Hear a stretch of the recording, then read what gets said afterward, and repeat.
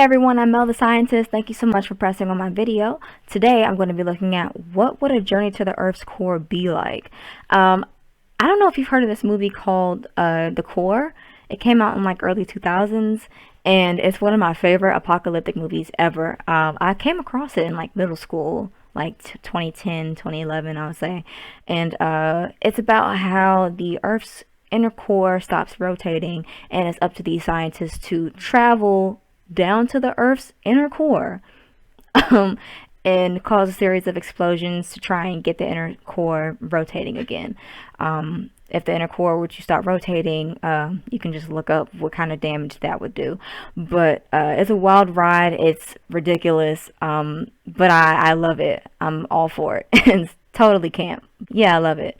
Either way, let's get into the video because I want to see what they have to offer in terms of what an actual journey to the Earth's core would be like. So let's get into it. New Jersey? Well, today I'm setting off on a journey that's way more unusual than that. Down to the Earth's core. And I'm inviting you to join me. Are you ready? Come on, it'll be fun. I would not partake on go. such mission. The center of the Earth lies about 4,000 miles below its surface, so it's going to be a long trip.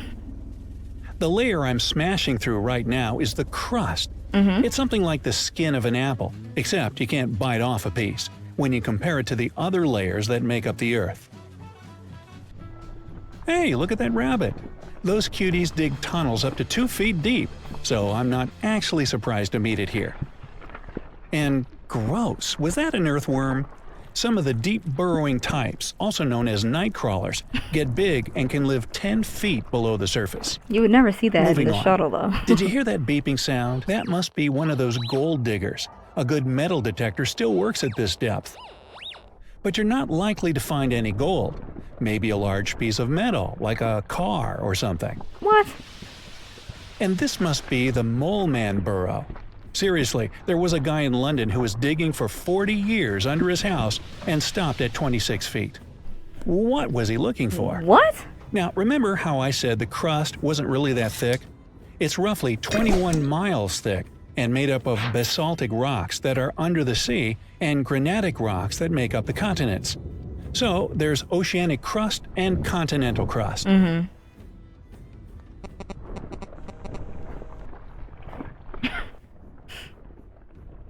Whoa, was that a crocodile? Nile crocodiles dig the deepest burrows among all animals, so you can find them at 39 feet underground. Really? Apparently, not only crocodiles feel the desire to hide from the rest of the world, there are whole underground cities with shelters and catacombs in different countries. The deepest of them lies at 278 feet under Cappadocia in Turkey. Really? Its 18 levels could house 20,000 people. How would they all get there? Today, they could just catch a train at the world's deepest metro station in Kiev, Ukraine, lying at 348 feet. While people have advanced technologies these days to dig this deep, trees just naturally grow this way. In South Africa, there are species whose roots reach up to 400 feet below the surface. Wow. I'm currently moving through continental crust, as you see, and 2 important things you should know about it are that it's about 2 billion years old, even though Makes the sense. oldest rock is 4 billion and it was found on the shore of Hudson Bay, Canada. And it covers about 40% of the Earth. Yeah, the rest is oceanic crust. The granitic rocks that it's made of have more silicon, aluminum, and even more oxygen in them than basaltic rocks, because they have access to open air on the surface. The crust is the source of all the metals and minerals humans have ever used, Yes. except for diamonds, which are much deeper. I think we'll spot them later. Do you have pockets?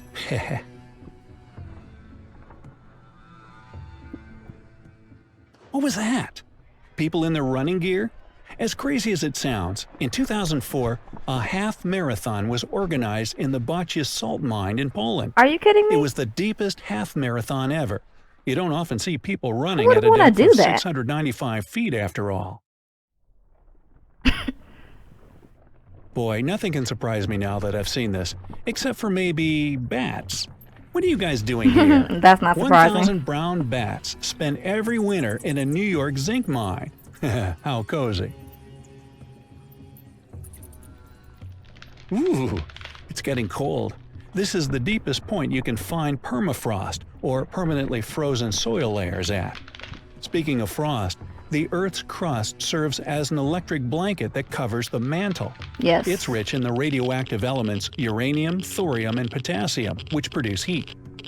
Moving on, this here looks like a good hiding spot. The deepest cave in the world is Veryovkina Cave in Georgia, the country, not the state, at about 1.4 miles below the ground. And that was a train I heard. Wait, how could a train possibly run this deep?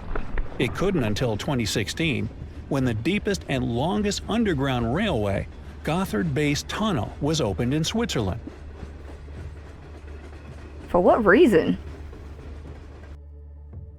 Just when you think you couldn't possibly meet any other living beings down here, here comes the worm from the Tautona mine in South Africa, the deepest multicellular organism.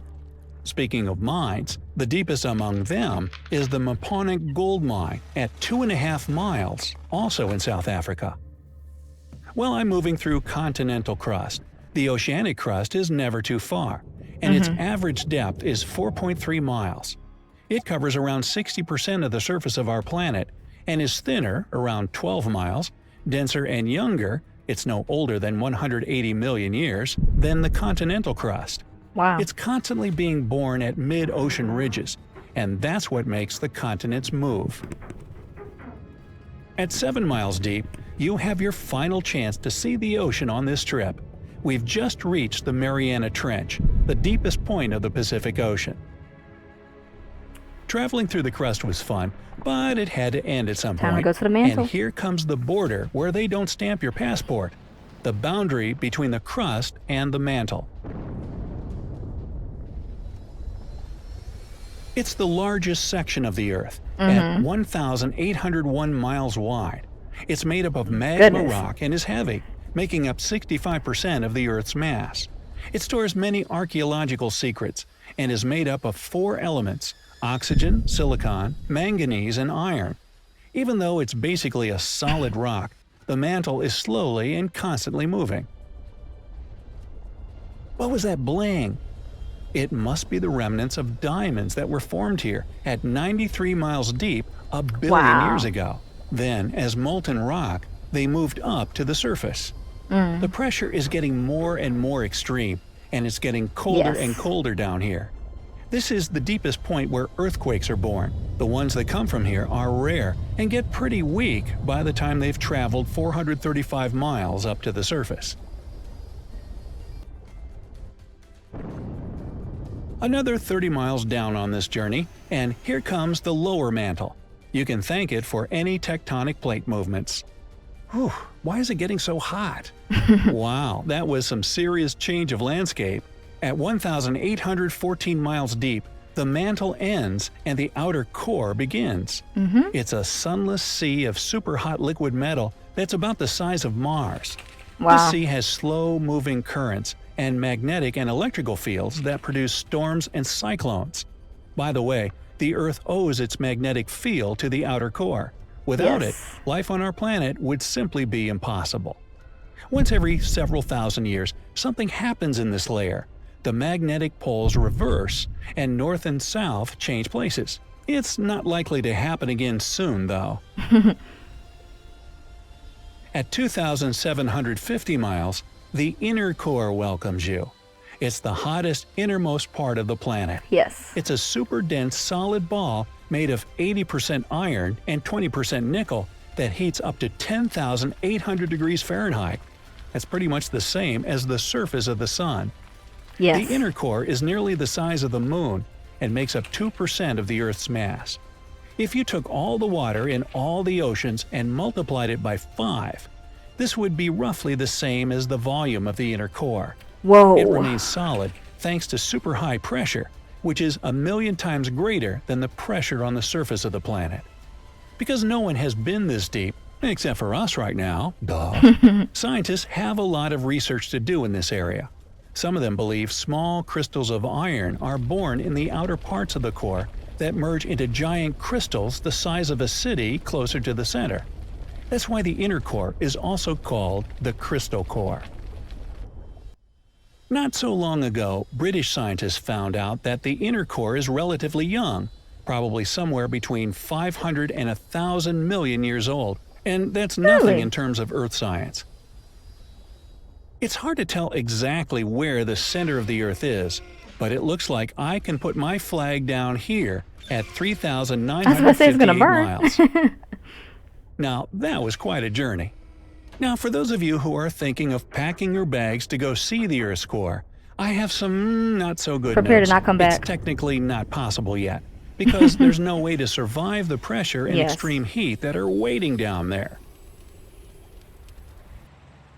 However, if someone built a tunnel that would provide all the necessary protection, it would only take 18 minutes of free-falling to get there. Hey, sign me up. No. Yeah, honestly, this whole time I just kept thinking about The Core, the movie, and just thinking about when they went through each layer of the Earth and how they pictured it looking.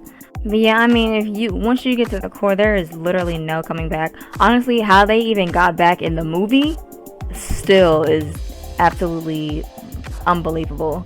But you were still rooting for him, so you wanted him to make it. But at the same time, no, that was beyond luck. In reality, you're not even getting that far. But yeah, to anyone who wants to go down there, good for you. Send me some pictures. And that's all I have to say about that. Also, they'd have to create a shuttle that was able to withstand the pressure and heat, which in the core they did come up with the perfect machine for that. But realistically speaking, probably still a ways to get there. But someone's gonna do it. Someone's gonna try and do that, and it's gonna be funded, and they're gonna try something like this. It's only ever a matter of time when it comes to this kind of stuff. It's literally just a matter of time before someone attempts to do this. And I say attempt because let's be serious.